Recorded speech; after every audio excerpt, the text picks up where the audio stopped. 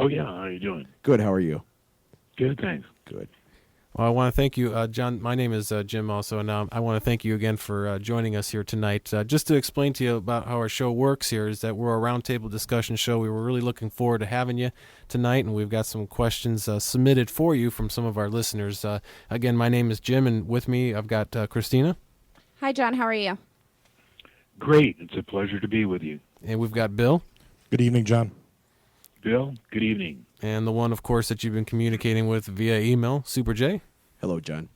Hey, guy. How you doing? Doing well. So we were sharing a little bit about your bio with our listeners when we first got it started. But if you can tell us in a little bit in your words, a little bit of your background, that'd be great.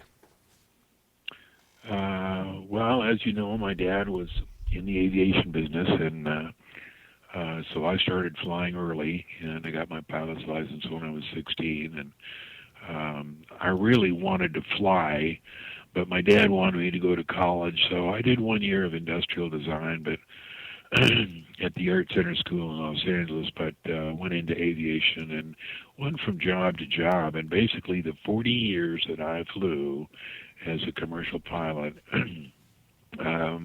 was as a non-skedder, and a non-skedder is a pilot that flies for non-scheduled airlines. They don't go with like United or American or any of those. They go from airline to airline because, you know, airlines are always starting up and always going bankrupt. And I would prefer the adventure rather than the security of going to, you know, New York to LA for 20 years of my life. I'd rather go around and do all the stuff that I used to do, all the places that I went, and all the things that I did. I retired in 1999. The company that I worked for was called Kodiak International. Flew 10 11s. They went bankrupt. And then I flew one more flight. It was for a company in Cambodia that operated L-1011s and had subcontracted to Air India to fly the Hajj from India to Jeddah. And it was a great 6 weeks. Made some money and made a lot of friends, and it was great flying. And that's the last flying I ever did. I don't even look up in the sky anymore. Well, one of the things that I found interesting in reading about you, John, was the.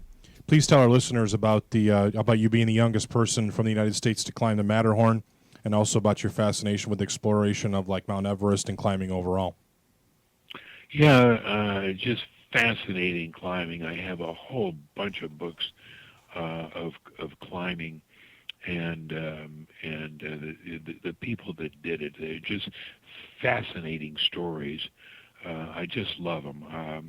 I went to the Matterhorn. The first time was in Zermatt. My dad took us all for Christmas 1955, and we spent a week there learning how to ski. And that mountain just enthralled me. I mean, it was so beautiful. It was something that it was just alluring, you know, and I felt I had to climb it one day. Of course, in those days, I was like 12, and it turns out about 5 or 6 years later, one summer, I decided, you know, I bet you I could get away with it now. Now, you have to prove that you have some climbing experience, but of course, I had no climbing experience at all. None. You know, I had climbed some rocks and stuff like that, but no formal training or anything at all, but I wanted to do it anyway, so I faked it.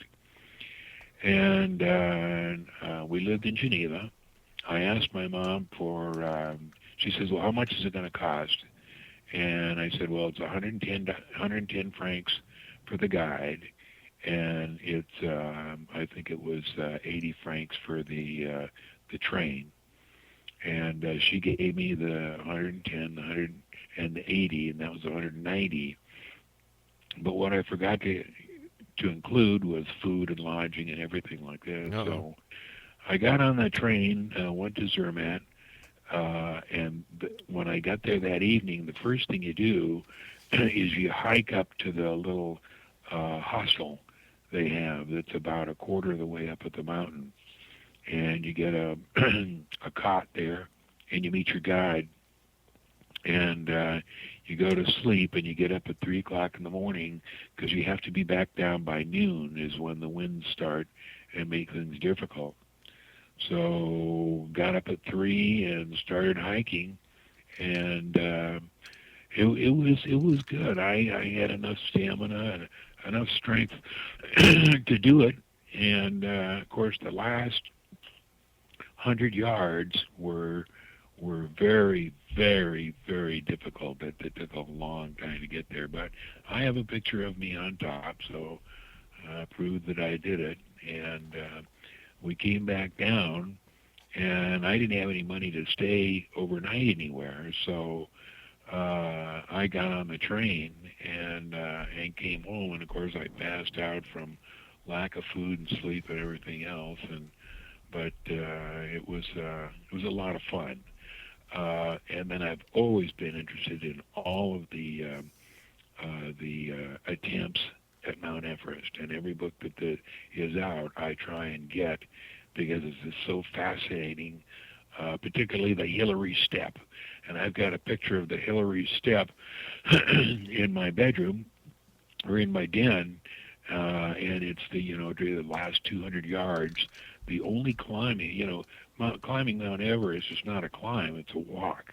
The only climbing that you do is the Hillary Step, and I think it's about 10 or 15 meters straight up, and that's the only climbing that you do. Wow. And I've enjoyed all the stories of all the guys and what they've done and what they accomplished. And there was a IMAX movie, which was way, way too short, but at least it was fun, and it showed some real climbing. Well, it sounds like an awesome journey, that's for sure. Just to remind our listeners, we've got John Lear on the line with us tonight. And, John, I also want to welcome Matt from Columbus. He's one of our other members here all the way from Columbus, Ohio. He's on with us, too. Hello. Great. How you doing, man? Hey, good. Yeah, actually, I watched that IMAX movie about Everest. Was that the one that was filmed when they had it was a really bad disaster on the mountain that time, and there were a number of deaths, I think, that took place when they were filming that IMAX movie. Yeah, that was that 96 movie. 96 is when they had the disaster. Yeah. There was that book called Into Thin Air, which is an excellent book. Into Thin Air. That's it. Yeah. That's the book. That was it. That's interesting. I've read that, too. I'm fascinated by Everest. I wanted to recommend a book to you, John, that I've read a couple times. It's called Seven Summits. I don't know if you've heard of it. It's about this group of guys that have climbed all the tallest peaks on all the 7 of the summits. And there are a couple of Christian guys that tell their story. They all quit their jobs as CEOs and big corporations and decided that they wanted to, go and climb. And it's a really good story. It talks about, they take pictures, and it's really odd. So if you get a chance, it's called Seven Summits. I believe the author's name is John Riley. So if you get a chance to read that, I'd recommend it, especially for I'll do that. For a climbing enthusiast. Another question I want to ask you about, and this seems to come a lot when I'm looking in your bio. Please tell our listeners and us about your relationship with Bob Lazar and who he is and what work you've done with him.